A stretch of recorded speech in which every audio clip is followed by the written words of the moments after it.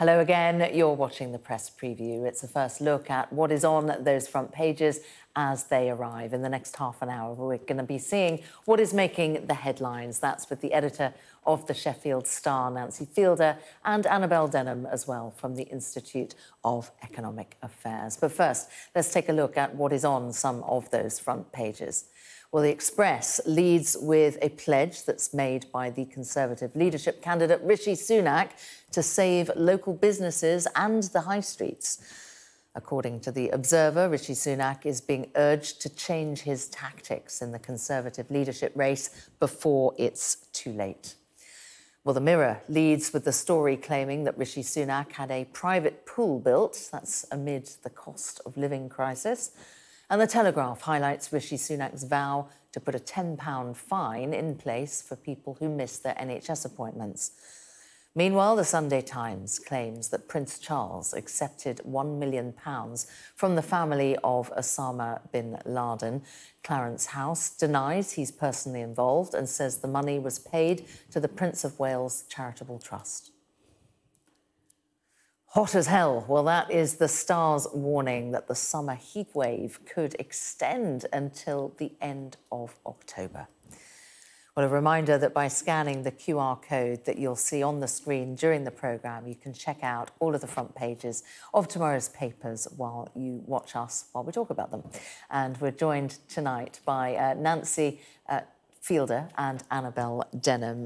Good evening to both of you. Thank you for spending your Saturday night with us. Let's talk about the Tory leadership race, front page of the Express. A lot of commentators seem to be saying that Rishi needs to pull a game changer out of the bag. What do you reckon, Nancy? Is this it?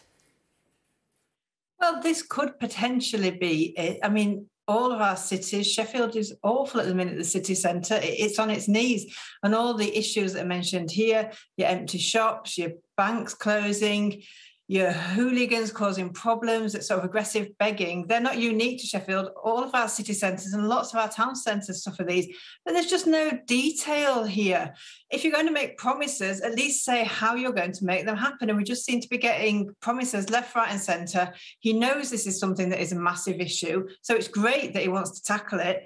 But actually, how is he going to do it? Because if it was an easy one to solve, it would have happened. And what is he going to do to make sure that the big stores, all the massive names that we know, your Debenhams, your John Lewis has closed lots of branches, all these empty shops in the middle of Sheffield and everywhere else, how's he magically going to change that? I don't see anything that says he's going to, but yeah, it's a good talking point because people want it to change, but I hear no solutions. Yeah, there's been review after review, hasn't there, about what to do about the high street and empty shops and so on.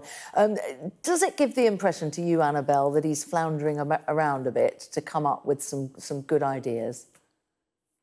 Certainly, I think if the Sunak campaign are not careful, then they're going to be faced with accusations of desperation, at really throwing so much red meat at the Tory voter base that one has to wonder how much of it they would be able to follow through were Rishi to be voted in as Tory leader and Prime Minister. You know, his campaign really is on the ropes. There's a very strong sense that Liz Truss, the momentum is with Liz Truss from, it's the TV appearances, it's the hustings, it's even her economic policies. And let's not forget, she's going to head with a former Chancellor where she's coming out on top. So you can understand why Rishi Sunak has come out with this promise to revitalise our beleaguered high streets. Certainly it's going to be a popular idea, but as Nancy says, it is very thin on detail. You know, I actually personally am quite bullish on the high street. I think that too many commentators are quite gloomy about its prospects, but I think what we need is for the government to stop trying to level the playing field, be it through taxing online companies or tweaking at the margins. And that seems to be what Rishi Sunak is offering here, with clampdowns on littering and hooligans. I'm not sure that's really going to make a difference between whether some of our retail giants are going to survive the coming months and years or not. Yeah, well, let's move on to the front of the Sunday Times, Nancy. Some pledges from Liz Truss about equaling up opportunities with universities, specifically Oxbridge. What do you make of her plans? So I actually love this idea. So she comes from Leeds, she went to school in Leeds, and she's basically saying not every teacher supports bright kids. Not all kids who get A stars get a chance to go to Oxford or Cambridge because they're not supported, their aspirations aren't raised. It's a whole different system to apply. You have to apply earlier. And I actually think the idea of a letter, which is what she's suggesting, coming from the top two universities saying, do you know what, you could apply and you should apply, would be really good. The reality of whether Oxford and Cambridge can take all these children is completely ludicrous. Well, it obviously couldn't happen. It's not even just taking them, is it, Nancy? It's saying that they'll get an interview.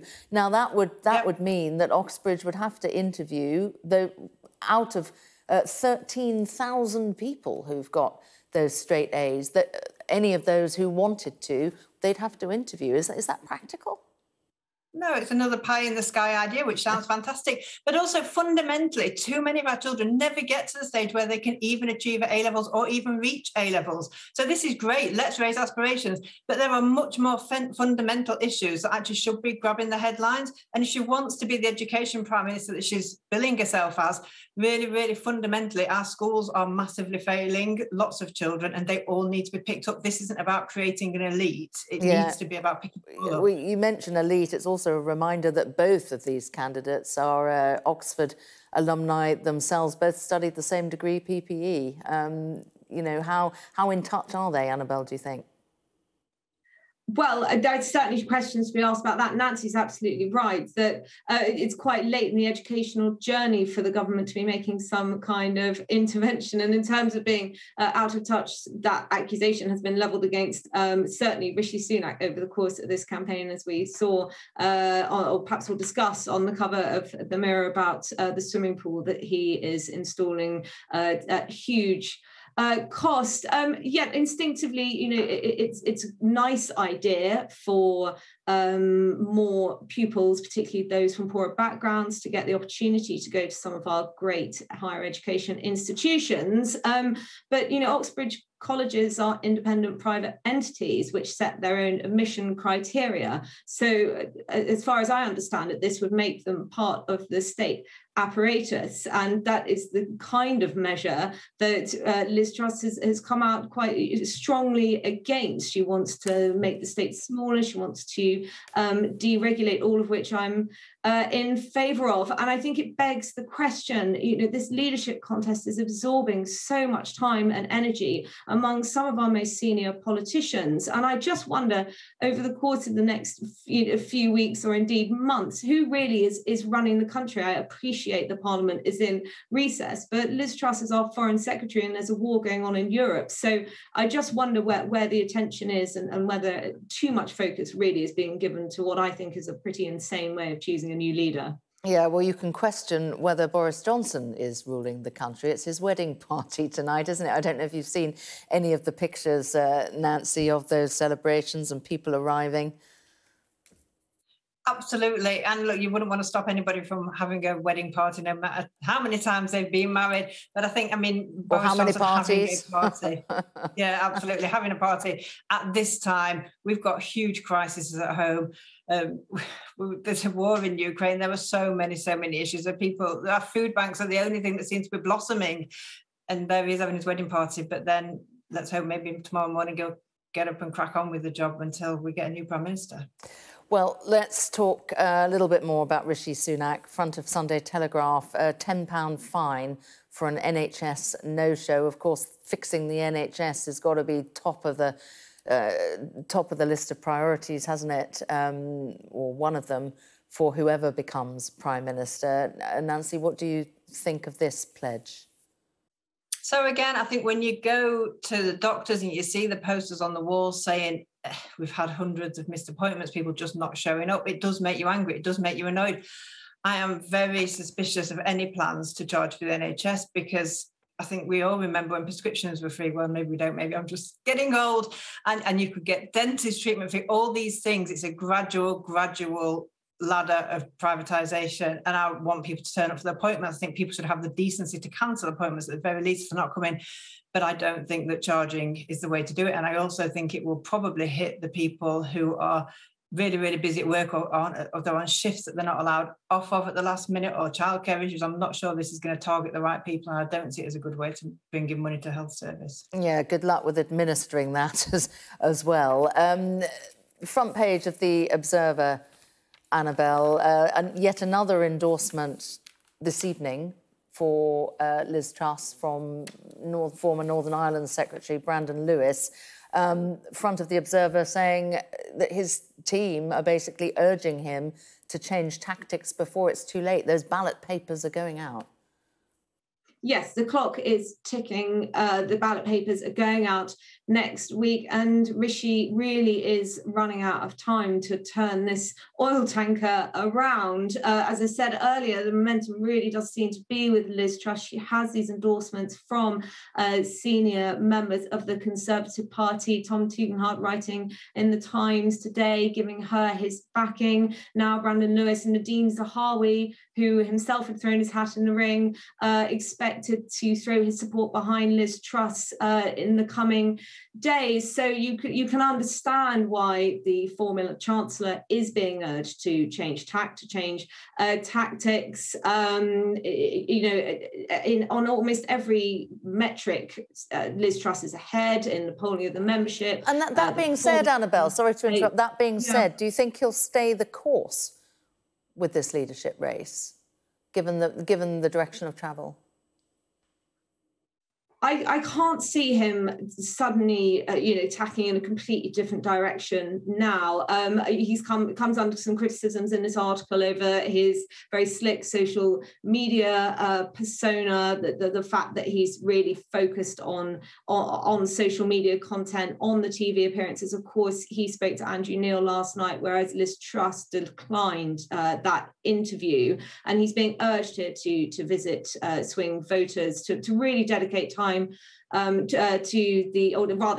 being urged not to visit swing voters and really dedicate his time to the Conservative grassroots. But we know from history that once those ballot papers go out, they do tend to be returned quite quickly. So, like I say, the clock really is ticking, and I'm just not sure he's going to be able to do enough in the time that he has left. All right, well, we've managed to spend 10 minutes talking about the Tory leadership race, having said that we weren't going to devote that much time to it. Don't go away, plenty more for us to talk about after the break, including, of course, how could we neglect this story? Will England be able to lift their first major trophy since 1966 tomorrow night? The pressure is on for those Lionesses. Do stay with us.